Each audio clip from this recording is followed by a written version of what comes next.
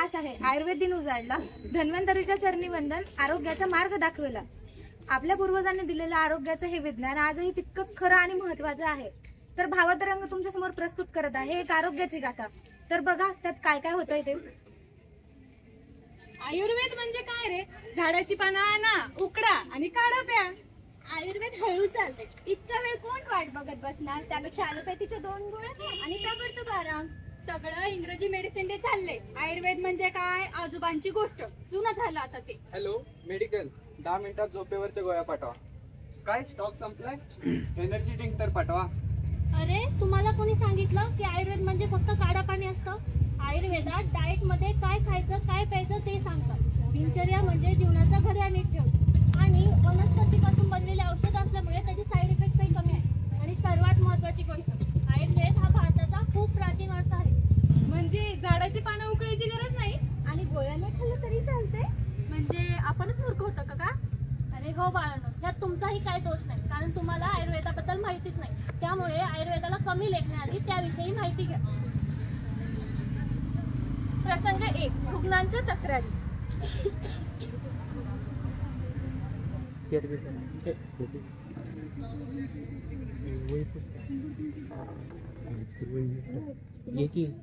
सांगा काय होतं तुम्हाला?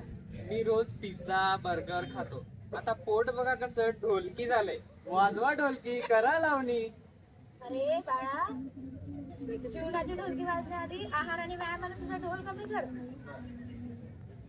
मला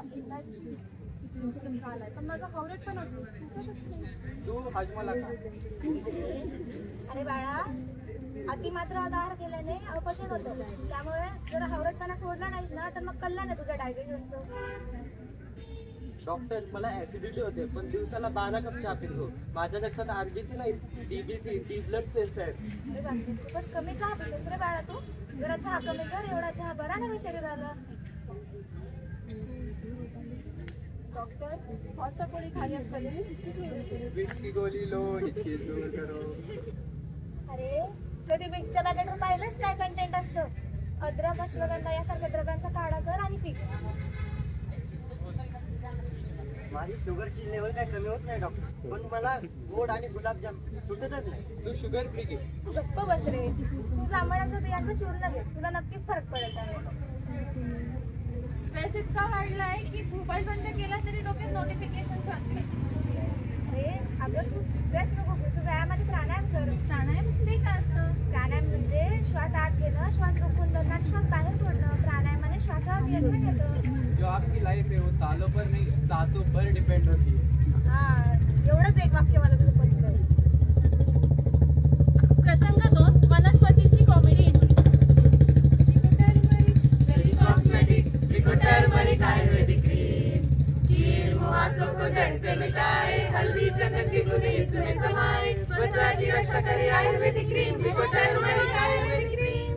मी काय फक्त लग्नातल्या हळदीपुरती किंवा क्रीम मध्ये वापरण्यापुरती नाही, तर इम्युनिटी, सर्दी आणि जखमसाठी माझं काम एकदम भारी आहे. काय झालं बाळा? सर्दी झाली, काळजी करायला कोणी नाही. अरे आहे ना तुलसी. मी तुलसी. मी काय फक्त देवारात पूजायला नाही, तर श्वसन, कफ, ताप यावर मीच पहिला डॉक्टर. प्रसंग 3, ॲलोपॅथिक डॉक्टरची एंट्री. आमचं काम इमर्जन्सी मध्ये झटपट बरं कर, पण लाईफस्टाईल बदलायचे असेल तर त्याचं काम आयुर्वेदच करतं. हे 2 शास्त्र एकत्र आली तर रुग्ण फुल्ली सेफ.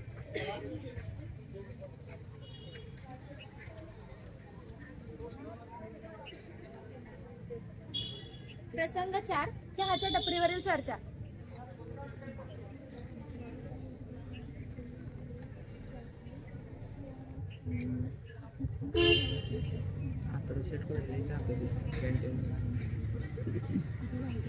चाय चाय गरमागरम मस्त चाय.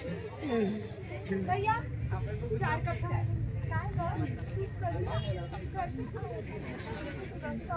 काय हो मॅडम, चहा सेल्फ सर्व्हिस. संसाराची पूर्ण वाट लागलीये. सासू नुसती कटकट कटकट कटकट आणि नवऱ्यासोबतचं भांडण तर रोजचं झालंय. का बरं?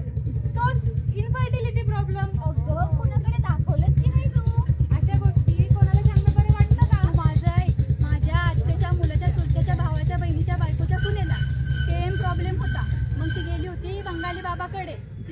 त्यानं तिला फरक पडला. आता तिला 3 पोरं आहेत. तू एक काम कर, बंगाली बाबाकडे जा, तुला पण फरक पडेल. हो हे फक्त मी आजच जाते, डीएम करते.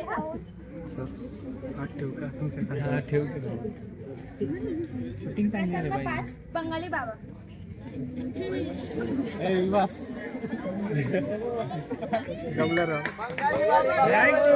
सबके मन को भाई, बूढ़ी हो या बच्ची, या हो बच्चों की माई.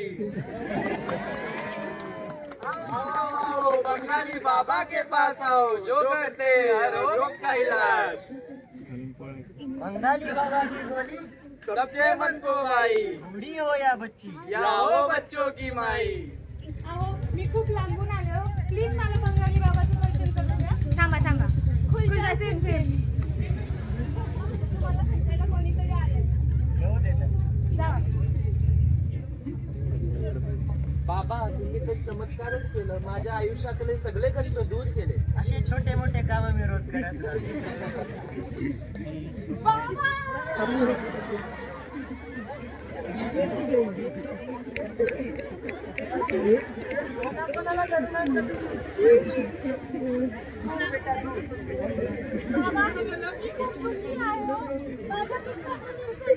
तू चिंता करू नकोस, बाबाच्या हाताला खूप चांगला गुण आहे. काय प्रॉब्लेम आहे बेटा? बाबा मला माझ्या नातवंडाचं तोंड बघायला भेटेल ना हो? माझ्याकडे आलीच औषध देतो, नक्कीच बघायला भेटेल.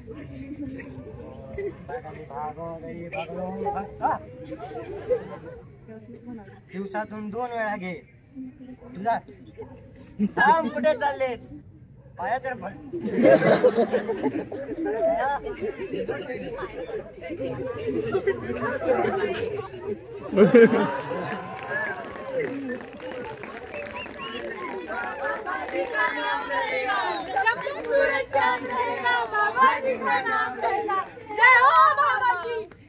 प्रसंग 7 बंगाली बाबाचे पोलखोल.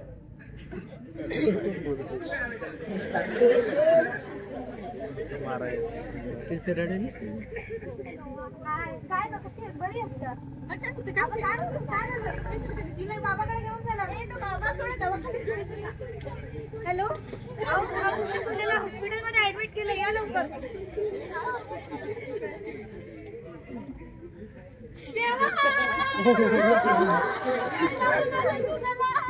देवा मी काय करू आता? माझ्या घरातली भाणी तुम्ही भाणी कोण करणार? देवा मला वंशाचा दिवा कोण देणार? देवा काय डॉक्टरला चेक करू द्या.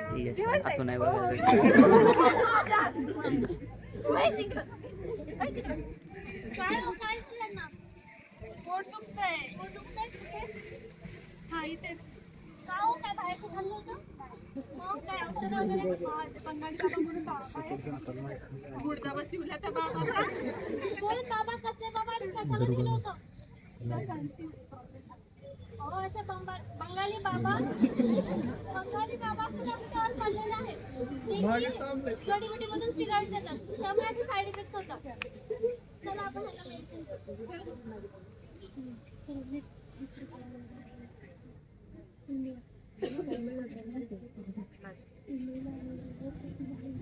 नीला मेडिसिन्स लिहून दिल्यात, त्या तुम्ही घ्या, तुम्हाला बरं वाटेल. आयुर्वेदिक ट्रीटमेंट आहे का? आयुर्वेदात चांगले उपाय आहेत, तुम्ही घेऊ शकता.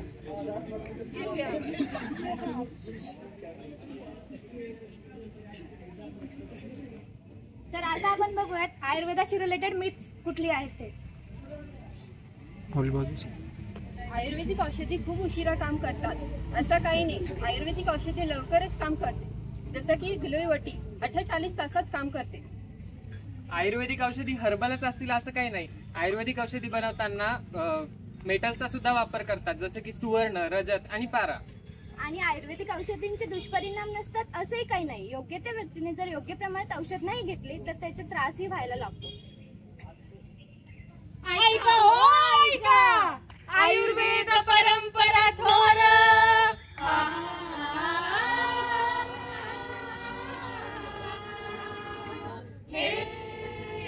आयुर्वेद परंपरा थोर, आयुर्वेद परंपरा थोर, आयुर्वेद परंपरा थोर, याची सांगतो तुम्हाला.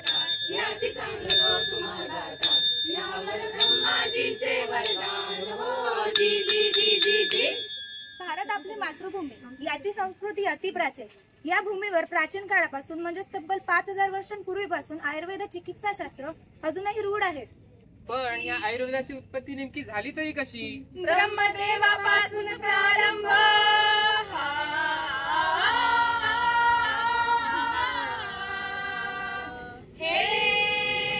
ब्रह्मदेवापासून प्रारंभ, ब्रह्मदेवापासून प्रारंभ, ब्रह्मदेवापासून प्रारंभ. त्यांनी दिले ते प्रजापतींना, त्यांनी दिले अश्विनी कुमारांना, त्यांनी पुढे आपले महर्षींना, त्यांनी पुढे त्यांच्या शिष्यांना. अविरत चालू ही परंपरा हो जी जी जी, अविरत चालू ही परंपरा हो जी जी जी जी जी जी. पण अशा या थोर चिकित्साशास्त्रात आज प्रामुख्याने 3 ग्रंथ उपलब्ध आहेत. ते म्हणजे चरक, सुश्रुत आणि वाङ्मय. संहिता रूपात आहेत हे ग्रंथ, संहिता रूपात आहेत हे ग्रंथ. मूळ भाषा त्याची संस्कृत, परतिले आरोग्याचे सिद्धांत, परतिले आरोग्याचे सिद्धांत. आजही उतरे खरे जीवनात, आजही उतरे खरे जीवनात हो जी जी जी जी जी. या ग्रंथात सूत्र, निदान, विमान, शारीर, इंद्रिय, चिकित्सा, कल्प, सिद्धी अशा अनेक स्थानांमध्ये वर्गीकरण करून त्यामध्ये व्याधी व त्यावरील चिकित्सेचे वर्णन केले आहे. आणि यासोबतच आयुर्वेदाचे मुख्य प्रयोजन काय ते ऐका. स्वस्य स्वास्थ्य रक्षणम, स्वस्य स्वास्थ्य रक्षणम, आतुरस्य विकार प्रशमनम, आतुरस्य विकार प्रशमनम. वर्णिले आहे हे प्रयोजन, वर्णिले आहे हे प्रयोजन हो जी जी जी जी जी. म्हणजे स्वास्थ्य व्यक्तीच्या स्वास्थ्याचे रक्षण करणे आणि रोगांची रोगापासून मुक्ती करणे हेच आयुर्वेदाचे मुख्य प्रयोजन आहे. व्याधीसाठी सारे वर्णिले,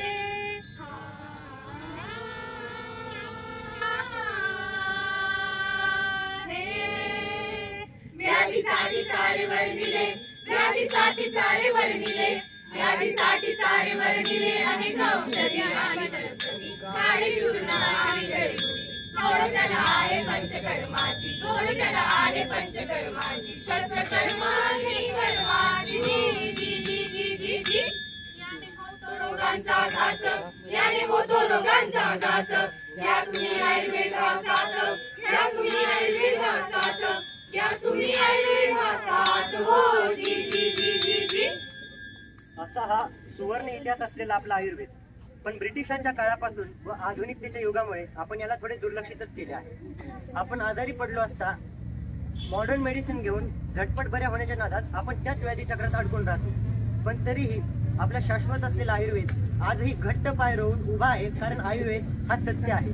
आणि त्यामुळे आयुर्वेद आपल्याला अविरतपणे आणि निरंतरपणे अशीच आशीर्वाद देत आहे व आरोग्याचे वरदान देत उभा आहे.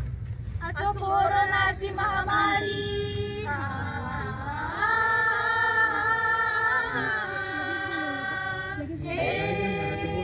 असो कोरोनाची महामारी, असो कोरोनाची महामारी, असो कोरोनाची महामारी. किंवा व्याधी जुना कुठला जरी, किंवा व्याधी जुना कुठला जरी. उत्तर मिळेल